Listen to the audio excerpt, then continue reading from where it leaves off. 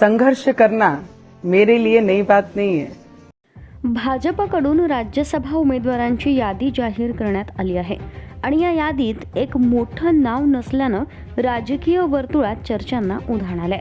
माजी खासदार नवनीत राणा यांचा या यादीमध्ये समावेश करण्यात आलेला नाही। राणा यांना उमेदवारी मिळेल अशी जोरदार चर्चा होती, मात्र नागपूरच्या माजी महापौर माया इवनाते यांना उमेदवारी देत भाजपनं सर्व अंदाजांवर पूर्णविराम दिलाय। यादी जाहीर होताच नवनीत राणा यांनी एका व्हिडिओद्वारे आपल्या भावना व्यक्त केलेत। त्या म्हणाल्या, संघर्ष करना मेरे लिए नई बात नहीं है, मैं किसी भी मोड़ से नई शुरुआत कर सकती हूँ। उमेदवारीची अपेक्षा असताना नाव वगळल्यानं त्या काहीशा भावनिक झाल्याचं दिसून आलं। संघर्ष करना मेरे लिए नई बात नहीं है, मैं किसी भी मोड़ से नई शुरुआत कर सकती हूँ। दरम्यान लोकसभा निवडणुकीत अमरावती मतदारसंघातून भाजपच्या उमेदवार असलेल्या नवनीत राणा यांना काँग्रेसचे उमेदवार बळवंत वानखडे यांनी पराभूत केलं होतं।